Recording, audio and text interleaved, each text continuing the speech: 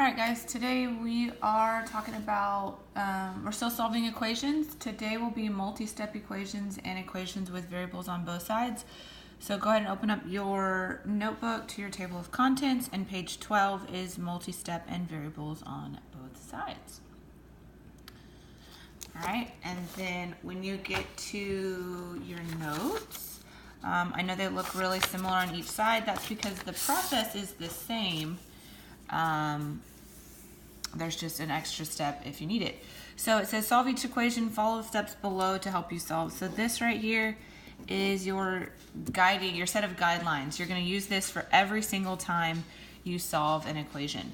So the very first thing is going to be distribute if necessary.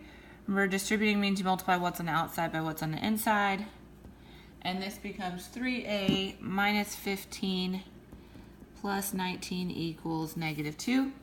And then we would combine like terms. So I'm going to combine negative 15 and 19, and I get 3a plus 4 equals negative 2.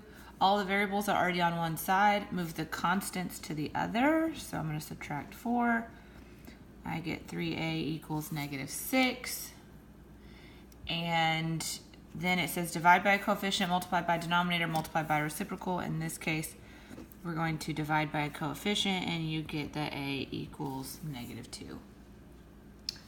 Okay. Moving over to example 2. This one's a little more complicated. I'm going to start with the innermost set of parentheses first, so I don't make any mistakes that way. So I have 5 times g minus 7 plus 2 times g. Now you want to make sure you distribute this negative 3. Take the sign with it, otherwise it's going to throw off your numbers. So this will be g minus 3g plus 15 equals 0. Okay, and then you can go through and distribute from here. So I have 5g minus 35 plus 2g minus 6g plus 30 equals 0. Okay, and then now I'm going to combine my terms.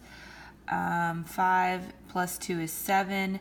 7 minus 6 is 1, so this would be g minus 5 equals 0, and I'm going to add 5 to both sides, and you get that g equals 5. Okay. Let's see, going to example 3. So I'm going to distribute first, and I have 2x plus 2 equals 2x plus 2. And then if I combine my terms, everything's combined on each side, and all the variables move to one side. So you'll notice if you subtract 2x, you end up with 2 equals 2. And then I'm going to move my constants, and you get 0 equals 0. No, you didn't do anything wrong.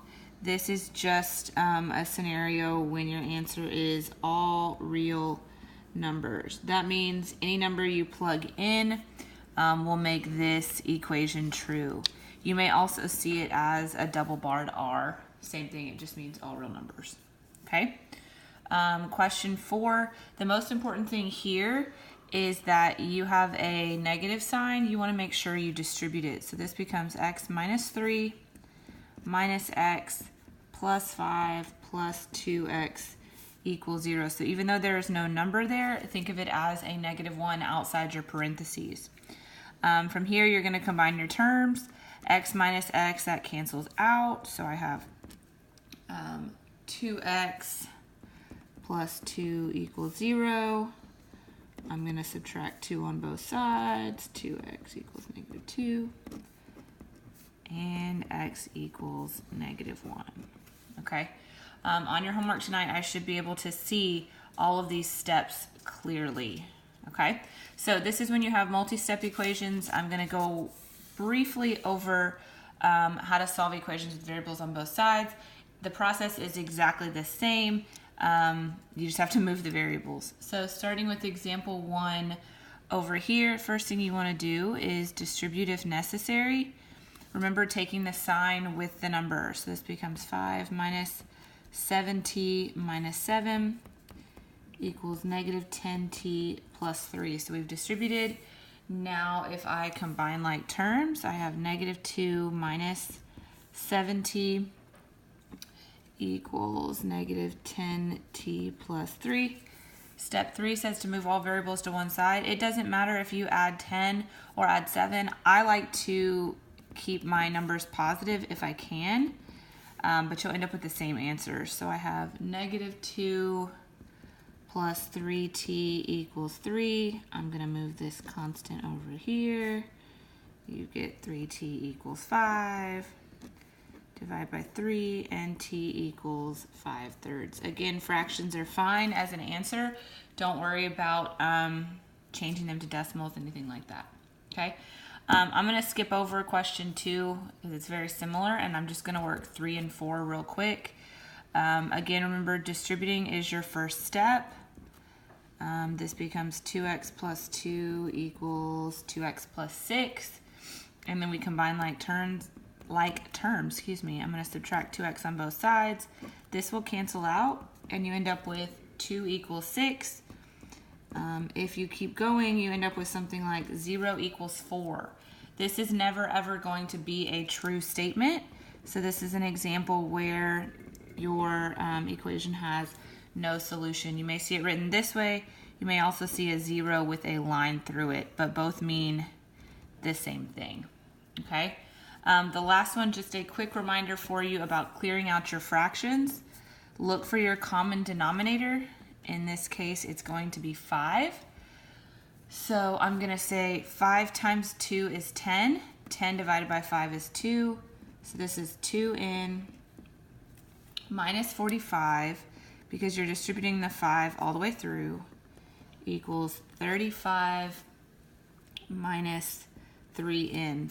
5 times 3 is 15. 15 divided by 5 is 3. And then once you have your fractions out of the way, you solve it just like you normally would. So I'm going to combine like terms. I'm going to move all my variables to one side. Again, I'm going to move 3 over to keep things positive. So this would be 5n minus 45 equals 35. I'm going to add 45 to both sides. And I get that 5n equals 80. Divide by 5, and n equals 16. Okay? I think you'll be okay solving equations on your homework tonight. You do need to make sure that you have all of your work shown. If you do not have work, you do not get credit. So make sure, I think there's enough room on your homework for you to do that, but make sure you've got your work shown. Again, I don't mind if you're using a calculator, just make sure you have your work shown. Other than that, if you have any questions on your homework, send me a message on Remind. I'll see you soon.